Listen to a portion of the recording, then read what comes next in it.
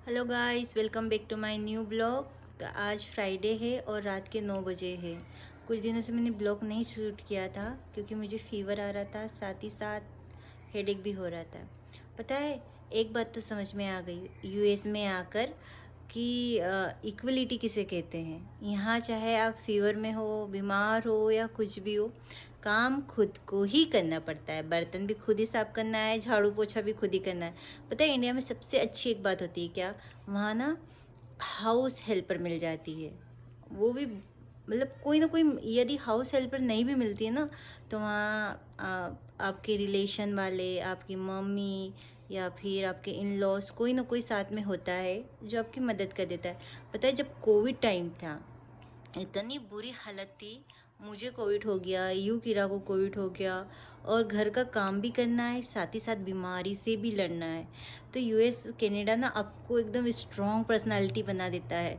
मतलब कि चलो अभी हम लोग तैयार हैं युद्ध के लिए क्योंकि यहाँ पर ना सारे काम खुद ही करना पड़ता है। तो अभी क्या होता है ना, मुझे फीवर हुआ या फिर मेरे पाँव दर्द हो रहे हैं, क्योंकि मेरा जो वर्किंग प्लेस है ना, वॉलमार्ट जहाँ मैं जाती हूँ, वहाँ मैं एज ए कैशियर काम करती हूँ। पर मुझे यूएस कनाडा के 95% जॉब ऐसे हैं आईटी और डॉक्टर फील्ड को छोड़कर कि यहाँ खड़े रहकर काम करना है।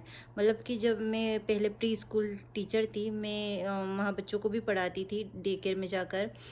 और तब भी वहाँ पर भी जो भी मेरी शिफ्ट होती थी 8 आवर्स की, तो 1 आवर्स मुझे ब्रेक मिलता था। तो उसमें मैं कुछ भी कर सकती हूँ चिल, पर बाकी के 7 घंटे मुझे खड़े रहकर काम करना रहता था। मतलब मुझे बच्चों को भी वॉच करना है ना, खड़े रहकर करना है।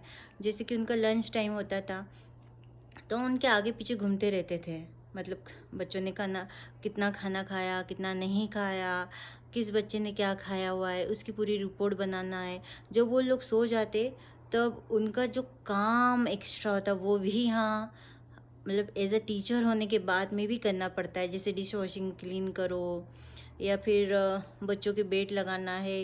आफ्टर जब उनका नेप टाइम ख़त्म हो जाता है तो वापस बेड उनकी जगह पे रखो। मतलब जब इंडिया में होते हैं ना, तो ये सारा काम जब आप स्कूल टीचर हो तो आपको नहीं करना पड़ता है। वहाँ पर कोई ना कोई इसके लिए अलग से मिल जाता है ना।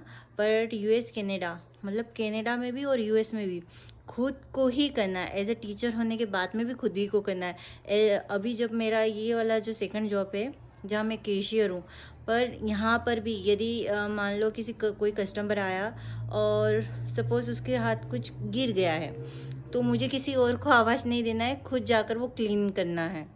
मतलब इतना नहीं है कि बिल्कुल एकदम वो करना है, पर वहाँ टिश्यू पेपर ला कर उतना तो जो ये मान लो सपोज लिक्विड गिर गया है, टिश्यू पेपर उस पर ला कर पाँव से या हाथ से उसको जो भी हटाना है वहाँ से, कि कस्टमर को कोई प्रॉब्लम नहीं हो।